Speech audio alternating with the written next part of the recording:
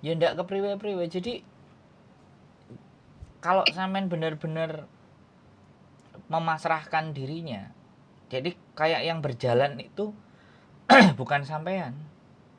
Iya, Jadi bener itu Mas. ada sesuatu di mana bahwa kiri kanan enek sing gotong, enek sing nuntun, nggowo nang ndi, nggo nang ndi, nggo nang ndi. Tapi sekali lagi, ini bagi orang yang mempercayai. Karena sekali lagi saya bilang, kenapa sih istilahnya lambange awake dhewe menghambakan dirina karo Gusti Allah itu kan bersujud. Bersujud itu kan batuk, telapak tangan, lutut, ujung kaki, itu semuanya kan nempel ke tanah, nempel ke bawah. Artinya kan kita menghambakan diri kita. Ya, aku ngerti memang kita akan sulit ya. Tapi oke lah, kalau nggak bisa full, ya sebisanya. Kalau kayak gini kan ibaratnya sampean udah selesai. Ya sebisanya yang sampean bisa lakukan. Sebisanya ada sedikit longgar, diingat lah. Karena orang dikasih masalah itu sebenarnya cuman gitu.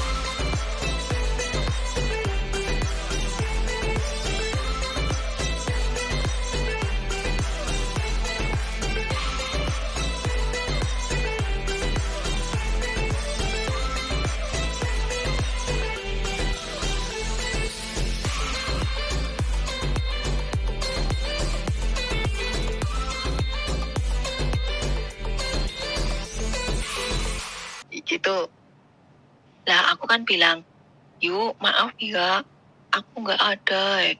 Tolonglah, cek, biung, ibuku sakit, anakku harus itu masuk pondok, harus ini bla bla, tolonglah. Temenan yuk, aku gak eneng. Ya lo cek, gak dikae yuk ketimbang mumet. Sampean pinjam aja di bank kayak gitu.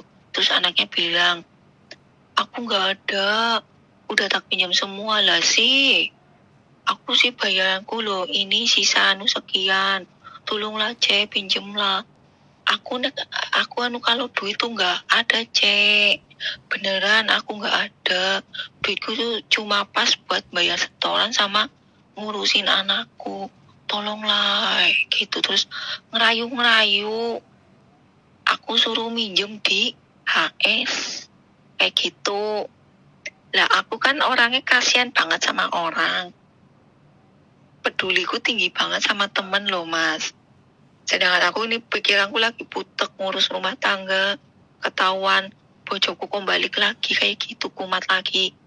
Akhirnya tak bantu temenku itu kayak gitu Mas, tak bantu, tak pinjemin atas namaku. Kan aku goblok banget, sok dermawan kayak gitu. Udah tak pinjemin, baru setor sebulan orangnya diinterminin.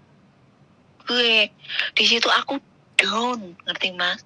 Aku kayak udah down. Ketambahan lagi aku harus bayarin setoran itu. Aku punya setoran di publik, punya di prem, ketambahan HS yang aku buat atas nama kayak gitu. Jadi tiga suku tak pinjem, tak total melebihi dari bayaranku. Nah di situ aku ubet sama rentenir sampai sekarang jadi meludak kayak gitu. Lah anak yang atas nama pakai namaku, anak yang melarikan diri, ya apa ya aku nggak tahu lah Mas, kayak gitu. Sampai sekarang umat pokoknya kalau diurutin ya panjang lebar Mas. Jenengan aja yang tanya Mas. berarti sampai sekarang itu nggak selesai. Ya nggak selesai. Oke. Saya nggak perlu nanya. Sampean perlu denger apa yang saya ngomong apa enggak kira-kira? Apa cukup sampean sudah cerita wis beres? Ya perlu denger yang sampean ngomong. Karena kayak gitu. Karena saranku ini ada brutalnya, Mbak. Saranku ada ngawurnya. Tapi tak logika ya, sekali lagi. Rumah tangga udah hancur, utang udah di mana-mana, ya kan? Kan persoalannya itu tuh. Utang udah terlanjur di mana-mana, keluarga juga udah hancur. Nah, pertanyaan saya, semen masih mau pertahankan ini atau ini mau dilepas? Atau keluarga ini wis digeser aja, udah nggak dilanjutin, mengambil jalan sendiri gitu. Itu silahkan semen jawab, ya kan? Kalau rumah tangga tak lepas, Mas. Oke, sudah clear. Jadi dijawab bahwa rumah Tadi tangga nih, sudah dilepas. Oke ya, itu bukan saya. Jadi Samen sendiri yang sudah ngomong bahwa bau dilepas. Oke. Umur Samen karena sekarang suami berapa? punya anak. Iya, wis. Umur Karena Samen sekarang suami enggak gantian sekarang ngomongnya. Kan Samen tadi udah ngomong, aku dengerin. Mm-mm. Kalau Oke. Samen yang ngomong terus aku diem nggak apa-apa. Kalau memang itu membuat Samen lega. Tapi ketika aku nggak ada ngomong, Samen leganya dengan Samen ngomong tok, aku akan jadi pendengar. Tapi kalau Samen butuh aku ada ngomong, terlepas ngomongnya nanti mau dimasukkan ke akal apa enggak, ya nggak ada masalah gitu loh. Jadi umurnya Samen berapa kan kayak gitu. Sekarang 39. Nah, ini masih muda. Jadi kalau sampean masih punya pegangan sama Gusti Allah, kalau boleh saya saran, berdoalah untuk mendapatkan jodoh di Hong Kong. Ini ekstrim gitu. Ini sesuatu yang ekstrim. Tapi kita tidak ngerti ya. Sekali lagi kita tidak ngerti rencana apa yang mau dibuat Tuhan buat kita kan. Iya enggak? Tapi ketika yang satu udah dilepaskan, di sini ya berusaha, namanya de bojo itu sesuatu yang sampean harapkan apa enggak gitu. Dan adakah kemungkinan setidaknya seseorang yang memang sudah mapan hidupnya di Hong Kong, laki-laki orang Hong Kong yang mungkin atau perjaka tua atau mungkin duda punya anak atau apapun lah intinya. Jadi sampean juga harus menghindari pertemanan yang tidak sehat gitu. Atau mungkin sampean mengembalikan lagi gairah berbisnisnya sampean karena sudah habis-habisan. Kan seperti itu gitu loh. Jadi bagaimanapun caranya sampean harus mengisi hari-hari sampean itu penuh dengan sesuatu yang punya nilai. Dulu sampean kan bisa jualan sabun. Makanya kenapa sekarang mau mencoba lagi. Itu dimainkan lagi bukan sabun ya, entah produk apa yang menurut sampean, karena sampean orangnya kan nggak modern. Jadi sampean harus mengisi hari-hari sampean itu penuh dengan aktivitas supaya tidak terbawa dan aktivitasnya yang menghasilkan. Kuncinya sebenarnya di situ.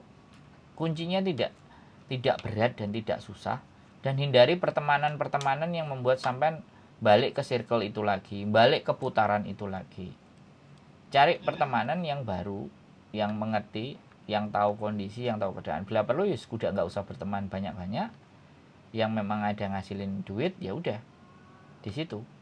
Sekali lagi, di situ juga ada berbagai macam resiko apapun lah. Sampean harus juga perhitungkan. Menurut saya persoalan sampean ini tidak berat. Berat? Enggak, menurut saya tidak berat. Karena jauh dari nyawa, Mbak. Tidak membuat sampean mati. Menurut saya loh ya. Tapi kalau misalnya permasalahan sampean itu anakmu, kowe nek gak ngekei duit, anakmu tak pateni. Nah, itu baru. Apa? Itu bahaya, sangat bahaya banget. Atau misalnya kamu kalau nggak nurut sama aku, kamu tak bunuh. Nah, itu bahaya. Tapi sekarang kan tidak ada yang ingin yang membunuh sampean, dan sampean juga tetap mau bertanggung jawab, dan sampean punya keahlian menjual. Ya, mulai ngubet lagi, mulai cari sesuatu lagi. Sampean pikirkan ulang bahwa kembalikan masa ceria sampean di masa lalu. Buang semuanya yang sudah lewat, yang sudah tidak bisa dipertahankan, dilepaskan. Yang masih bisa dimainkan, kita mainkan. Yang masih bisa diupayakan kita upayakan. Saya yakin kok. Saya sangat yakin. Orang-orang yang menderita kayak sampean ini, kalau berdasarkan cerita sampean loh ya. Saya kan nggak meng-cross check cerita dari pihak suami atau cerita dari orang yang ngutang sampean. Saya kan nggak cross check, tapi saya cukup mendengar satu sisi dari sampean saja. Ada hal yang akan dipersiapkan buat sampean ketika sampean mampu dengan ikhlas dan sabar dan legowo menerima itu semuanya. Semuanya sudah dipersiapkan. Kalau saya kumpulin catatan orang-orang yang apes di masa lalu, tapi ternyata habis itu dia sudah masanya juga happy ending, itu banyak. Mulai yang dipukulin sama suaminya, kepalanya sampai gocer, kepalanya sampai bocor-bocor, saiki dia bisa membesarkan anak ketiga anaknya, oke, dia mendapatkan pasangan lagi, bisnisnya dia lancar, itu ada. Itu kalau nggak ditolong sama polisi mati loh orang itu. Sing tak ceritain sampean itu, perempuan menikah dengan orang, ya sampean tahu lah, PKS, India apa. Saya nggak mau mendiskreditkan, tapi itu pengalaman yang nyata. Jadi kesabaran sampean dan kelegowoan dan benar-benar ya wis Gusti Allah, kalau memang iki anjene kamu berikan buat aku dengan cara yang seperti ini, kanti lillahi ta'ala tak tampani. Dengan semakin sampean berdamai dengan diri sampean sendiri, semakin tenang dan sampean nggak menjahati siapapun, itu lebih cepat hal akan ditimpakan ke sampean. Kalau sebuah bola kemudian kita tekan sampai ke bawah, sampai ke dasar air, ditekan itu kan sakit toh Mbak. Tapi begitu bola itu dilepaskan, maka dia muncul keluarnya dengan tenaga yang penuh. Yes. Iya. Jadi perumpamaan-perumpamaan itu kita buat agar supaya seseorang itu di tengah badai pasti ada, setelah adanya badai akan diturunkan pelangi. Itu kan selalu seperti itu. Sekali lagi, yang membuat sampean hanya kuat adalah keyakinan. Sampean punya anak, sampean di Hongkong ini, kalau menurut saya pribadi, sampean itu orang yang jihad fisabilillah, memperjuangkan masa depan keluarga, bantu suami nyaur utang. Itu wow Mbak. Itu kita tinggal nunggu gitu loh. Makanya perbesar istighfarnya, perbesar berzikirnya di jalan-jalan. Kan berzikir itu di jalan-jalan dimanapun boleh, istighfar dimanapun boleh, sholawatan juga boleh dimanapun. Kita perbanyak hal itu, pasti saya meyakini nggak pakai hitungan tahun Mbak. Kalau sampean optimis, moro-moro kok kok enak ini ya, sampean akan dibukakan bahwa Iya. Sekarang hal yang kecil-kecil aja sampean rasakan. Partem enek sing ngejak, nanti mbuh apa enek, itu dalam hal kecil-kecil. Nanti sing gede gorong ditokno, nek sing gede metu gonge pem, kamu mau nggak nikah sama aku, tinggal sama aku. Wong-wong moro-moro nek sing jatuh cintrong karo sampean, mangane tetep usahalah berdandan, usahalah pantasnya sebagai wanita itu bagaimana, ya sewajarnya, nggak usah berlebihan. Terus baik, kiri kanan tetangga disapa, seolah-olah sampean menunjukkan pribadi yang kuat gitu. Padahal jerone remuk, redam, ajur, mumur. Ya kan? Nah wis. Kira-kira wis lega apa gurung atau masih ada penyangkalan-penyangkalan? Iya, Masnya nyuruh aku berdoa lah, mau teh jaluk nek kawuli jodoh. Nah, Wong kene kaya ngono. nah, Itu yang ada di kepalaku dan di hatiku, Mas. Sumpah demi Allah, demi Rasulullah. Aku Itu kan nggak satu. janjian kan? Kedua, Aku kan nggak janjian kan? kedua, enggak, Iya. Terus enggak. lanjut. Terus kedua, aku dari kemarin, jenengan tahu nggak? Dari kemarin tuh wah, aku tuh stres banget mikirin setoran. Beneran demi Allah demi Rasulullah. Ini besok setoran terakhir loh mas. 1 sen pun aku nggak punya uang. Lah kemarin tuh dari 3 minggu tuh aku udah stres rasanya nih, hati gelisah. Terus? Tapi aku apa mas? Banyak ngeliatin YouTube. Aku kan suka ngeliatin yang bermanfaat loh. Nggak tahu tuh ada apa kok, aku lihat kok tiba-tiba buka Facebook ini, terus aku dengerin, terus apa, satu aku ketemu konten apa gitu lah ya, ada gitu ya, aku ngikutin terus ini. Nah jenengan ngomong kayak gitu, sama gitu ya, hatiku sini lega, rasanya enteng gitu loh.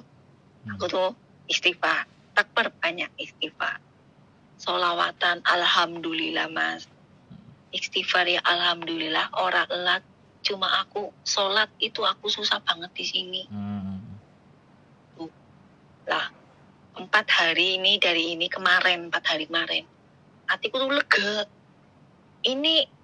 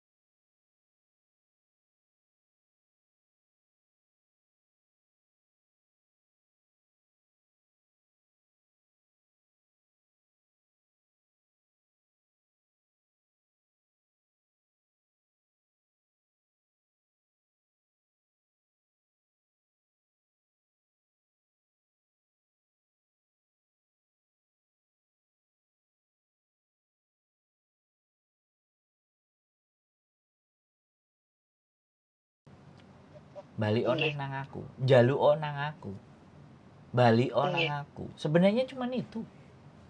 Jadi Gusti Allah itu cemburu. Cemburu sama kita karena kita keasikan dengan dunia. Dia cemburu. Gusti Allah nek cemburu kayak gitu. Tapi ketika kita sudah balik lagi, rasa sayangnya udah diberikan, rasa cintanya dikasihkan, gak karu-karuan meluber.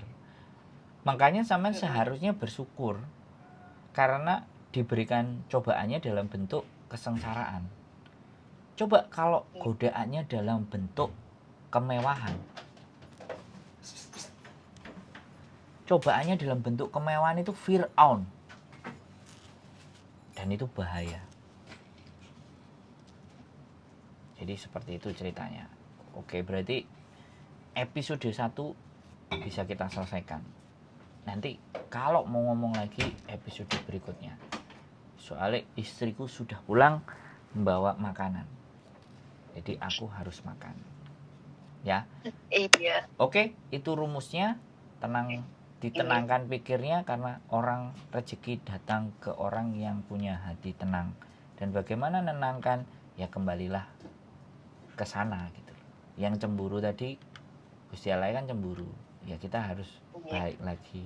Kita perbaiki hubungan lagi. Tidak ada lain yang mampu dan bisa membantu selain dengan kita menyerahkan dan memasrahkan segala sesuatunya kepadanya. Oke, episode berikutnya kita sambung. Nanti silahkan ajukan pertanyaan yang paling bulet, paling mules, paling susah. Hutang ini nggak pernah akan ada habisnya dibahas. Terima kasih. Selamat malam, selamat istirahat, sehat selalu. Jangan lupa bersyukur. Wassalamualaikum.